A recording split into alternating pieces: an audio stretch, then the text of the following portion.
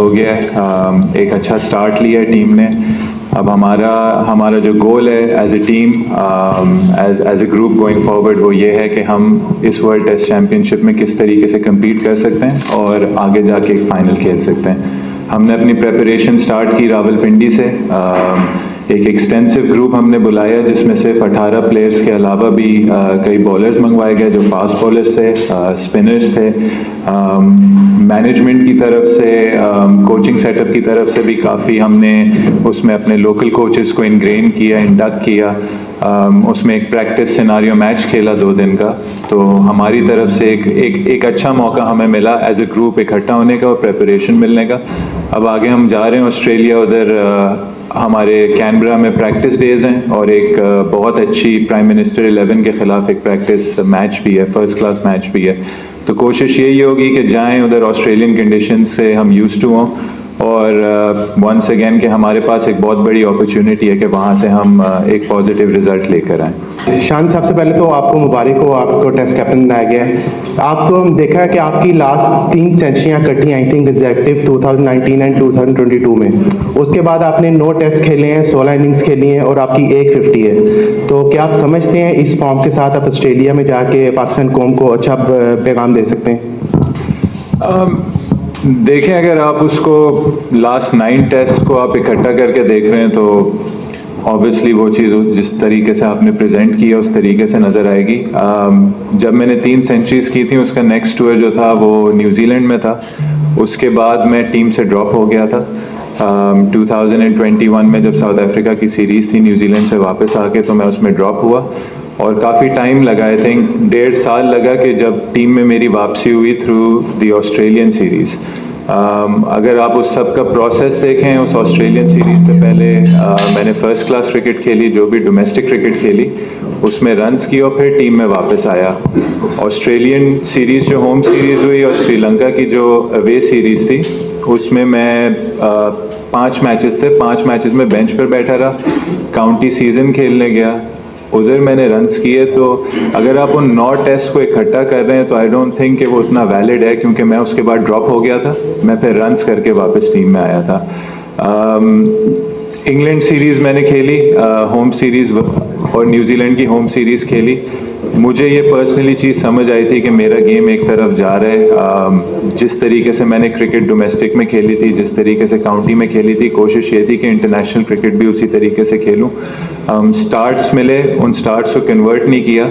लेकिन I think जब हम श्रीलंका गए लास्ट सीरीज़ में, तो उसमें भी जी बड़े स्कोर्स नहीं किए, लेकिन एक कंट्रीब्यूशन दी टीम की तरफ से, जो अब मैं समझता हूँ कि एक राइट वे है कि अगर इन्हीं कंट्रीब्यूशंस को थोड़ा सा हम बड़े स्कोर्स की तरफ लेकर जाएं तो ये एक इम्पैक्टफुल परफॉर्मेंस हो सकती है, टीम के कंट्रीब्यूशन में आ सकती है।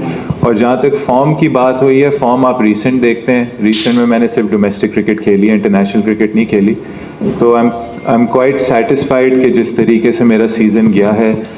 मैंने इंग्लैंड में भी सितंबर में 4 फर्स्ट क्लास मैचेस खेले, पाकिस्तान में आके फर्स्ट क्लास क्रिकेट खेली, पाकिस्तान में भी हमने वनडे कप खेला।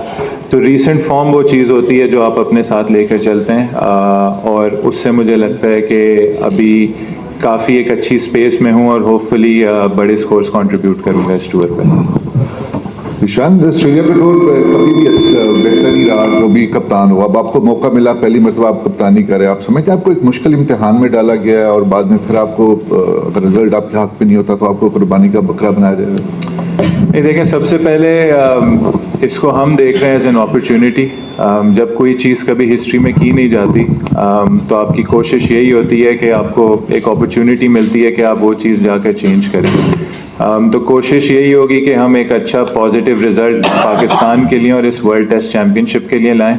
जहाँ तक आपने कुर्बानी के बकरे की बात की, देखें, ये चीज़ें जो भी हो, कैप्टनसी हो, एज अ प्लेयर हो, at the end of the day ये टेम्प्रेरी चीज़ें।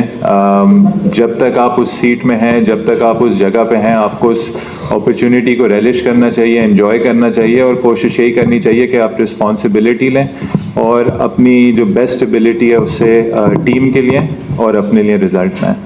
शान, आकिब जवेद का ये कहना है कि अगर ये टीम जो सेलेक्ट की गई है वो वाइट वाश से भी बचे तो बड़ी बात होगी। एक तो ये बता दीजिए कि दूसरा ये है कि 3 कैप्टन है, इसमें बाबर आजम भी है टीम में, सरफराज अहमद भी हैं, शहनशाह अफरीदी हैं, चाहे वो मुख्तसर फॉर्मेट के हैं, तो इन कैप्टन्स का आप पर दबाव तो नहीं होगा जिन्होंने कैप्टनसी? देखिए, फर्स्टली वो आकिब भाई का अपना ओपिनियन है, उसको ऑब्वियसली सुनेंगे, कंस्ट्रक्टिवली सुनेंगे, उसे रिस्पेक्ट देंगे।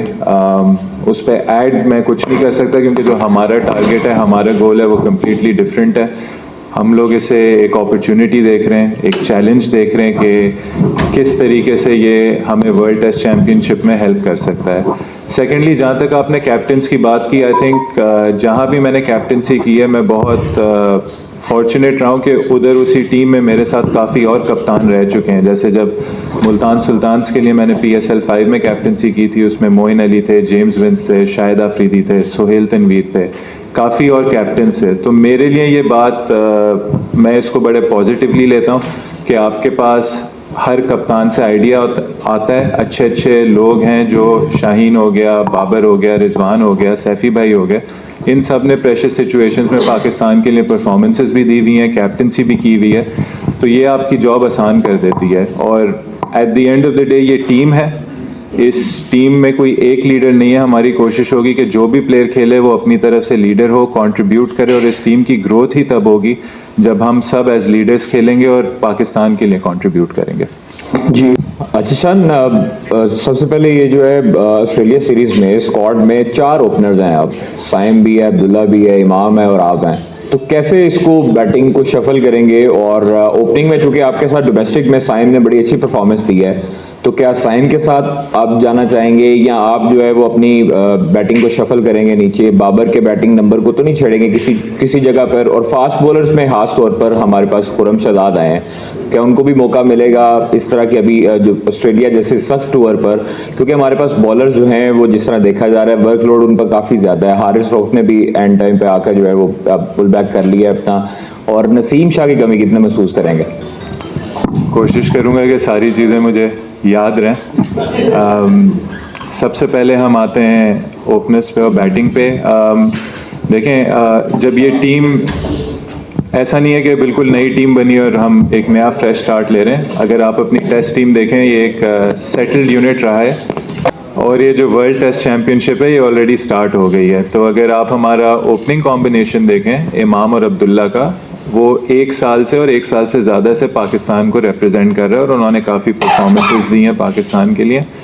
तो आपकी कोशिश यही होती है कि जो चीज़ सेटल्ड होती है आप उसके साथ लेके चलते हैं। मैंने ओवर द लास्ट ईयर और सो, चाहे वो डोमेस्टिक क्रिकेट हो, इवन इंटरनेशनल क्रिकेट हो, जब अजहर भाई रिटायर हुए थे तो वो नंबर 3 का स्पॉट था जहां मैंने बैटिंग की थी, और मैंने कोशिश भी ये की थी उसके बाद कि जो भी मैं डोमेस्टिक क्रिकेट खेलूं उसमें मैं नंबर 3 पे खेलूं, ताकि उस पोजीशन में मैं यूज्ड टू हो जाऊं और कंफर्टेबल हो जाऊं। तो I think as a top 3 ये हमारा एक आइडिया है, हमारा एक प्लान है। जहाँ तक आपने साइम की बात की, आई थिंक हम सबको पता है कि बहुत ही एक एक्साइटिंग प्रोस्पेक्ट है पाकिस्तान के लिए, और एक साइम अयूब एक मैसेज दे रहा है पूरी डोमेस्टिक क्रिकेट को कि खेलने का जो आइडियल तरीका है वो साइम अयूब पोजेस करता है। तो हम चाहेंगे कि जो भी डोमेस्टिक क्रिकेट में बैट्समैन हैं जो बैटिंग कर रहे हैं, उनकी जो वे ऑफ बैटिंग होनी चाहिए, जो बैटिंग का अप्रोच होना चाहिए, वो इस टाइप का होना चाहिए। तो वो एक तरीके से उसको एक उस चीज़ का रिवॉर्ड